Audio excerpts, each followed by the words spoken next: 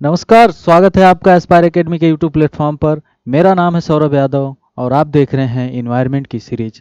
इस इन्वायरमेंट की सीरीज में हम ऑलरेडी 2 लेक्चर कवर कर चुके हैं, जिसमें हमने अपने पहले लेक्चर में यूट्रोफिकेशन के बारे में देखा था। यूट्रोफिकेशन के बारे में, यूट्रोफिकेशन का मतलब क्या होता है? यूट्रोफिकेशन के बारे में हम लोगों ने देखा था, इसका मतलब होता है सुपोषण। सुपोषण सुपोषण मतलब न्यूट्रिएंट इनरिचमेंट, पोषक तत्वों की अधिकता। हमने बताया था कि वाटर बॉडी में जब पोषक तत्वों की अधिकता पॉइंट सोर्सेज या नॉन पॉइंट सोर्सेज उसमें हो जाती है तो डिजॉल्व्ड ऑक्सीजन का लेवल जो है कम हो जाता है, जिसके कारण ब्लू पोषक तत्वों का अधिकता होने से ब्लू ग्रीन एल्गी वगैरह बहुत तेजी से ग्रो करते हैं, जिससे डिजॉल्व्ड ऑक्सीजन की कमी हो जाती है और मछलियां वगैरह मर जाती हैं तालाब में और नदियों में। तो ये हमने देखा था यूट्रोफिकेशन में। ठीक है, हमने कुछ क्वेश्चंस भी यूट्रोफिकेशन से हमने क्वेश्चंस भी किया था और हमने अपने दूसरे लेक्चर में आपको बताया था बीओडी के बारे में। हमने बताया था बीओडी, बीओडी के बारे में बताया, सीओडी के बारे में बताया और हमने बताया था डिजॉल्व्ड ऑक्सीजन के बारे में। डिजॉल्व्ड ऑक्सीजन क्या था? हमने बताया था कि डिजॉल्व्ड ऑक्सीजन मतलब कि जो घुली हुई ऑक्सीजन, घुलित ऑक्सीजन जो होती है पानी के अंदर, कैसे घुलती है? एयर वाटर इंटरफेस से घुलती है। और दूसरी चीज, पानी के अंदर जो छोटे छोटे प्लांट्स होते हैं उनके द्वारा ऑक्सीजन छोड़ी जाती है तो उससे घुलती है। ठीक है, हमने बताया कि अगर 8 मिलीग्राम पर लीटर अगर ऑक्सीजन का लेवल है, 1 mg पर लीटर अगर ऑक्सीजन का लेवल है तो हम कहेंगे कंटेमिनेटेड है। लेकिन अगर 4 mg पर लीटर हो जाता है, 4 मिलीग्राम पर लीटर हो जाता है तो हम कहते हैं कि हाईली पॉल्यूटेड है, बहुत ज़्यादा कंटेमिनेटेड है, बहुत ज़्यादा पॉल्यूटेड है और यहाँ पर मछलियाँ वगैरह नहीं रह पाती। हमने एक क्वेश्चन भी देखा था कि बीओडी का लेवल सबसे ज़्यादा होता कानपुर और कानपुर से इलाहाबाद के बीच में, कानपुर से प्रयागराज के बीच में। ठीक है, हमने बताया BOD biological oxygen demand. Biological oxygen demand क्या होती है?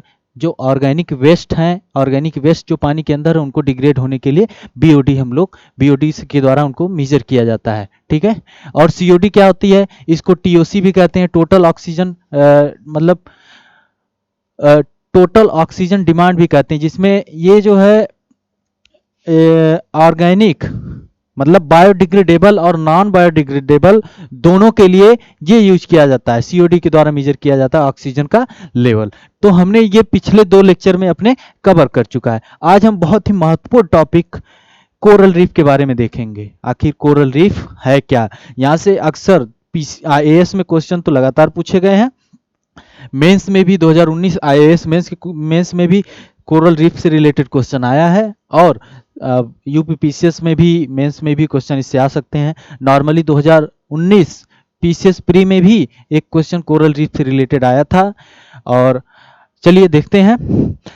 कोरल रीफ यानी इसको हिंदी में बोलते हैं प्रवाल भित्ति, प्रवाल भित्ति, प्रवाल भित्ति बोलते हैं। ठीक है, कोरल रीफ होते क्या हैं और हम पढ़ें क्यों कोरल रीफ को? हम तो पहले ये जान लें कि कोरल रीफ होते क्या हैं, कहाँ पाए जाते हैं। ठीक है, कोरल रीफ जो है मुख्य रूप से ट्रॉपिकल और सब ट्रॉपिकल वाटर में पाए जाते हैं। विश्व का, पूरे वर्ल्ड का 1/3 कोरल रीफ कहाँ पाए जाते हैं? ट्रॉपिकल और सब ट्रॉपिकल वाटर में। ट्रॉपिकल क्या होते हैं? ये अर्थ है 23.5 डिग्री ऊपर, tropic of cancer, tropic of cancer और ट्रॉपिक ऑफ कैप्रिकॉर्न जो है मतलब कर्क रेखा और मकर रेखा, और ये इक्वेटर हो गया। इक्वेटर मतलब विषुवत रेखा, भूमध्य रेखा। ठीक है, इनके दोनों के बीच में मुख्य रूप से, और लगभग सब ट्रॉपिक कहते हैं कि 40 डिग्री नॉर्थ, 40 डिग्री नॉर्थ और 40 डिग्री साउथ, 40 डिग्री नॉर्थ और 40 डिग्री साउथ। तो मुख्य रूप से में वर्ल्ड के 1/3 जो कोरल्स होते हैं वो यहीं पे भी पाए जाते हैं। डीप वाटर कोरल्स भी होते हैं, जैसे रोस्ट रीफ नॉर्वे है, सबसे बड़ी है रोस्ट रीफ, नॉर्वे में बहुत ज़्यादा पाए जाते हैं, ऐसा है। ठीक है, तो उसमें भी पाए जाते हैं। लेकिन मुख्य रूप से इनको, कोरल को इन्वायरमेंट कैसा चाहिए होता है? क्लीन वाटर होना चाहिए, वार्म वाटर होना चाहिए। वार्म मतलब कि एक ना तो गर्म हो ना तो ठंडा हो, ऐसा ना हो कि बहुत ज़्यादा गर्म पानी हो, तब तो वो ब्लीचिंग हो जाएगी। ठीक है, तो यहाँ पर ये पाए जाते हैं। तो हाँ, कोरल होते क्या है? सबसे पहले तो जानते हैं कोरल है क्या। कोरल जो होता है एक एनिमल है, एनिमल है। कोरल एक्चुअली है लिविंग एनिमल है। Coral is actually a living animal, एक एनिमल है। ठीक है, जो कोरल एक एनिमल है, एक जूजैंथले माइक्रोस्कोपिक एल्गी होता है। एल्गी मतलब छोटा सा प्लांट होता है। कोरल एक एनिमल है, एल्गी जो होती है जूजैंथले कोरल के ऊपर आकर रहता है। किस प्रकार से रहता है? सिम्बायोटिक रिलेशनशिप में, सहभोजिता हम कह सकते हैं कि दोनों को कुछ ना कुछ मिलता है एक दूसरे से, दोनों का काम चलता रहता है। तो कोरल क्या है? एनिमल है। एनिमल क्या करते हैं? एनिमल क्या करते हैं? कार्बन डाइऑक्साइड छोड़ते हैं। एनिमल कार्बन डाइऑक्साइड छोड़ते हैं। और ये एल्गी क्या करेगा? प्लांट क्या करता है? प्लांट क्या करता है? फोटोसिंथेसिस एक्टिविटी के द्वारा CO2 लेता है प्लस H2O, CO2 H2O, तो देता क्या है? C6H12 H12O6 plus oxygen. तो हमने क्या देखा? कोरल एक एनिमल है जो कार्बन डाइऑक्साइड छोड़ता है, ठीक है, कार्बन डाइऑक्साइड छोड़ता है। उसको खाने के लिए एक ऐसा इन्वायरमेंट वहाँ बन जाता है कि वहाँ मछलियाँ भी खा लेता है, पेड़ पौधे जो भी हैं वहाँ पे छोटे छोटे, उनको भी खाता है। तो कोरल एक एनिमल है, एक एनिमल है, जानवर जो कार्बन डाइऑक्साइड छोड़ता है, प्लांट जो है ऑक्सीजन छोड़ता है। तो दोनों की सहभोजिता हो जाती है। इसको मिल जाती है, एनिमल को ऑक्सीजन मिल जाती है और प्लांट को मिल जाती है CO2। काम दोनों का चल रहा है। इसको ऑक्सीजन मिल जाती है, कोरल को, कोरल एनिमल, इसको ऑक्सीजन मिल जाती है और प्लांट को जो है CO2 मिल जाती है। ये सहभोजिता इनकी हो जाती है, सिम्बायोटिक रिलेशनशिप हो जाती है, ठीक है। कोरल जनरली व्हाइट कलर में होते हैं, लेकिन जो जैंथले माइक्रोस्कोपिक एल्गी जो हैं, इन्हीं की वजह से कोरल को एक ब्यूटीफुल कलर मिलेगा, बहुत अच्छा प्यारा सा कलर मिलेगा। आप देखिएगा, यूट्यूब पे सर्च करेंगे, यूट्यूब पे या फिर ऐसे गूगल पे पिक्स वगैरह देखेंगे तो कोरल कितने सुंदर सुंदर दिखते हैं, बहुत अच्छे अच्छे प्यारे प्यारे। तो वो कोरल जो है, कोरल की वजह से नहीं होता है, वो जो जैंथले माइक्रोस्कोपिक एल्गी की वजह से उनको अच्छा, इतना अच्छा कलर मिलता है, ठीक है।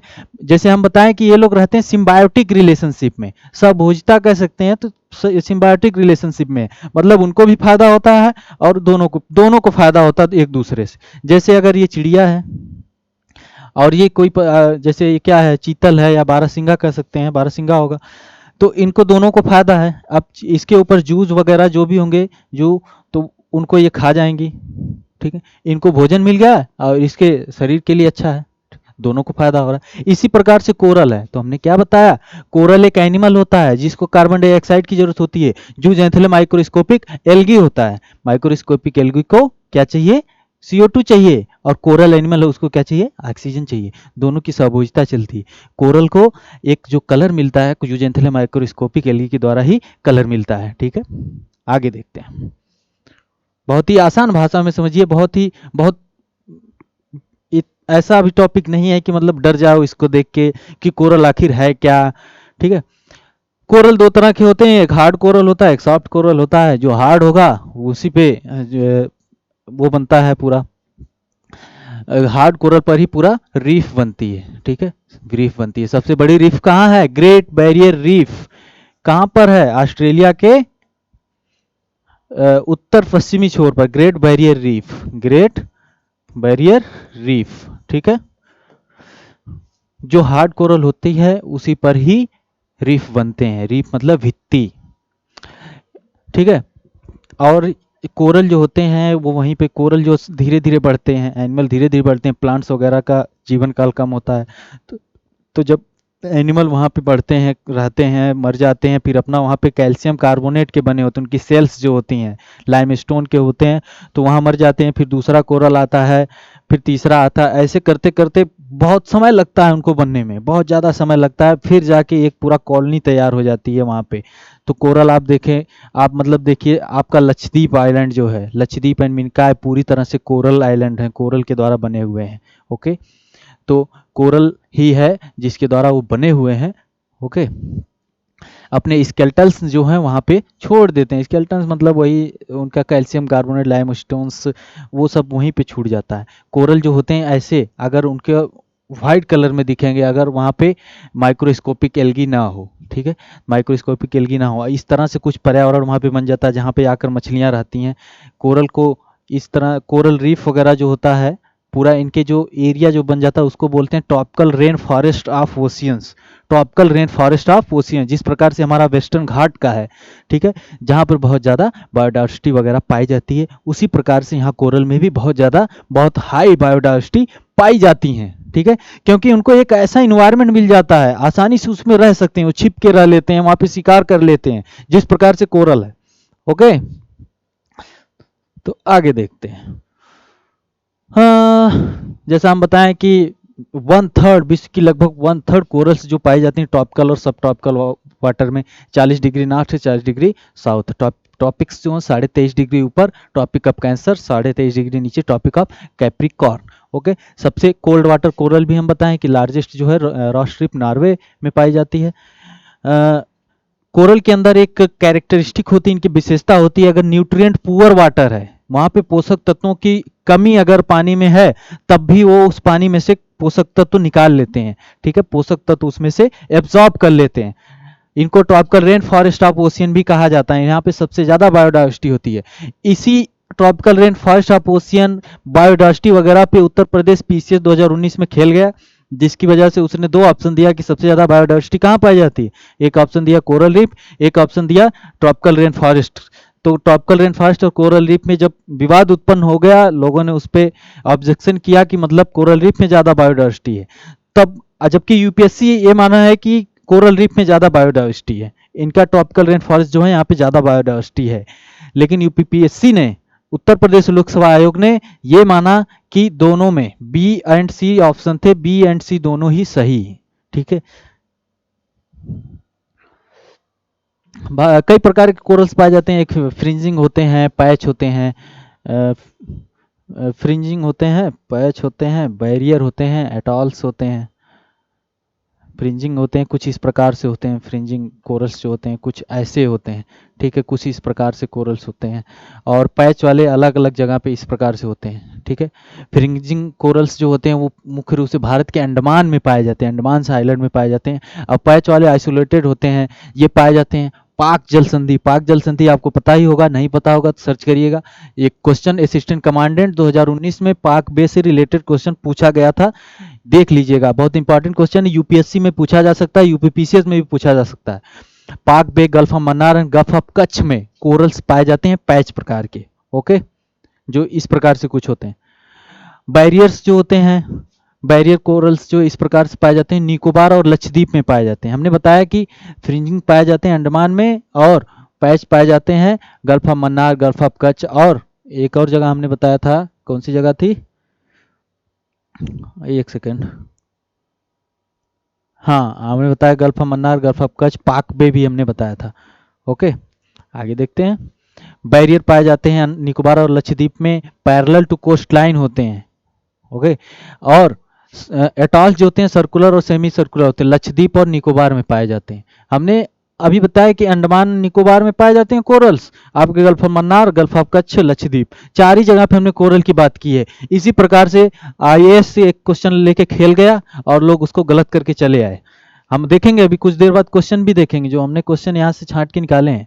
अब कोरल को थ्रेट क्या है, थ्रेट क्या हो सकती है, हम मानव जाति जो है इतना तेजी से पूरे पर्यावरण का दोहन कर रही है, ओवर एक्सप्लॉयटेशन हो रहा है, इन्वायरमेंट डिग्रेडेशन हो रहा है, ग्लोबल वार्मिंग हो रही है।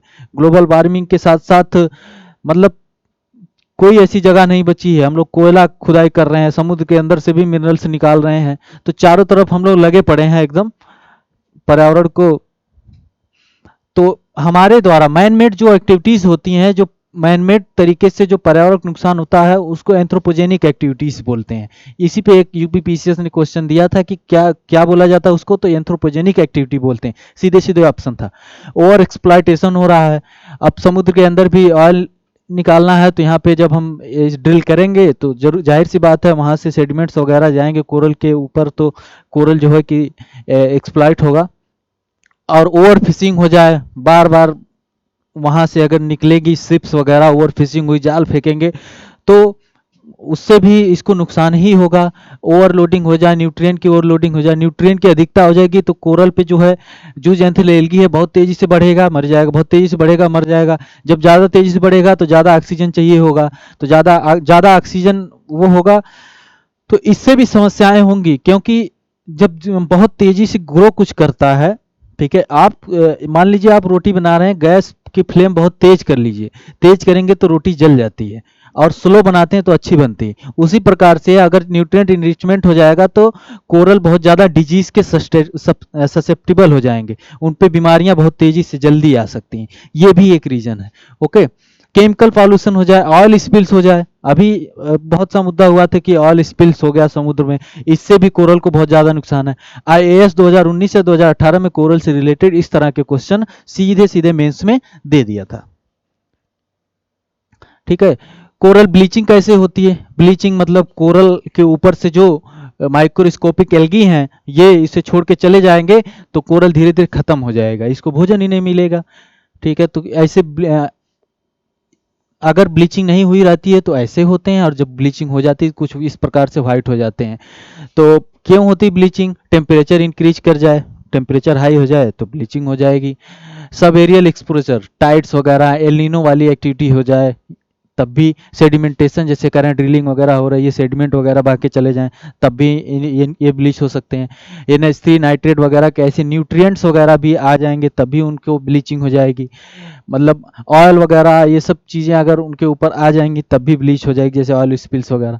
तो ये सब चीज़ें हैं जिसकी वजह से कोरल को बहुत ज़्यादा थ्रेट है। अब हम कुछ क्वेश्चन देख लेते हैं जो आपके एग्जाम्स में पूछे गए हैं। तो हमारा पहला क्वेश्चन है ये रहा, कंसीडर द फॉलोइंग स्टेटमेंट्स। हम हिंदी में भी इसको बोलेंगे, इंग्लिश में आप देख ही रहे हैं। Most of the world coral reef are in tropical waters. हमने अभी बताया कि 1/3 पूरे वर्ल्ड की 1/3 कोरल रीफ पाई जाती हैं ट्रॉपिक्स एंड सब ट्रॉपिक्स में, जो 40 डिग्री नॉर्थ 40 डिग्री साउथ में। ओके।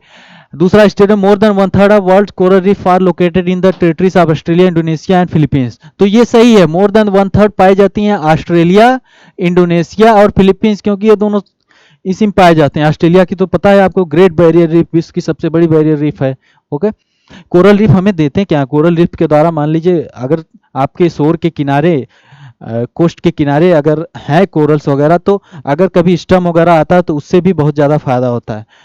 ओके। तो ऑस्ट्रेलिया, इंडोनेशिया और फिलीपींस में 1/3 कोरल्स पाए जाते हैं। तीसरा स्टेट में, coral reef host for more number of animal phyla than those hosted of tropical rain forest. यही चीज हम बता रहे थे कि सबसे ज्यादा एनिमल और प्लांट्स वगैरह पाए जाते हैं कहाँ? कोरल्स में।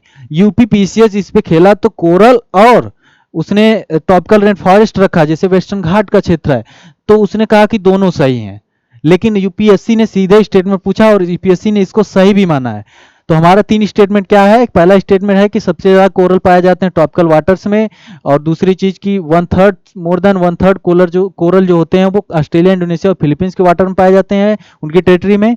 कोरल रीफ में ज्यादा बायोडाइवर्सिटी होती है किसके? ट्रॉपिकल रेन फॉरेस्ट से। ठीक है। तो ये भी सही है, ये भी सही, ये भी सही है। आप एक क्वेश्चन कर ले गए। ये आईएएस में पूछा गया है, 2018 का क्वेश्चन होगा ये, 2018 आईएएस के प्री में क्वेश्चन आया हुआ है। तो यहाँ पे तीनों स्टेटमेंट सही हैं। ओके।